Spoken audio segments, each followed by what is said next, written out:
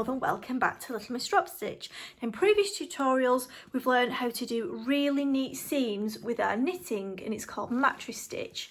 However, I have just designed this absolutely scrumptious crochet granny stripe cushion pattern, and we wanted a really neat finishing technique for that as well. So it's the mattress stitch again, but adapted for crochet, and it's super quick and easy, and I promise you'll be able to do it.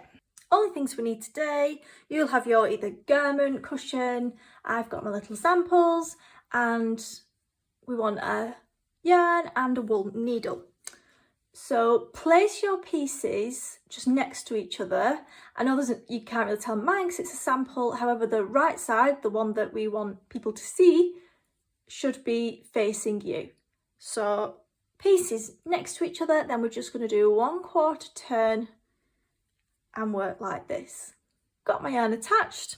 First thing to do, wherever your yarn's attached, you go to the opposite side to start. Then we're going to go from front to back of the fabric, and then back to the front of the fabric. And the length, I'm going to make it about 1 centimetre. No more than that. You can certainly do less, but I wouldn't do more. And then we'll repeat on the other side.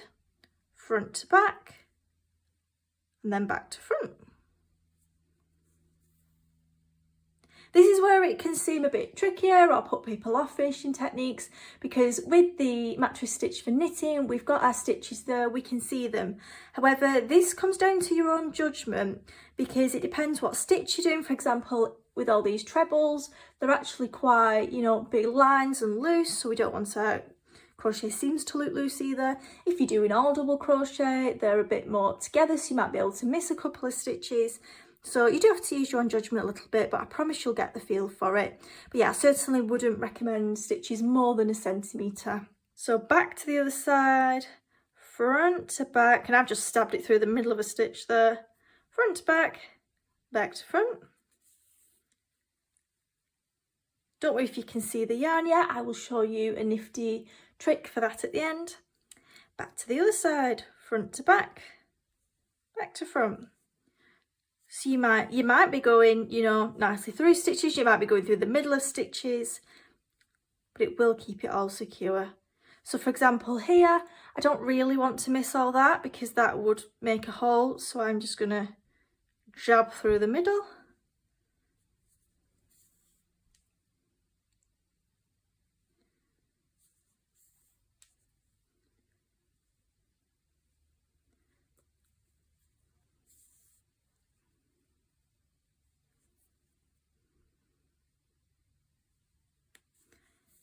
Essentially the aim is not to have any holes when thinking about your stitches.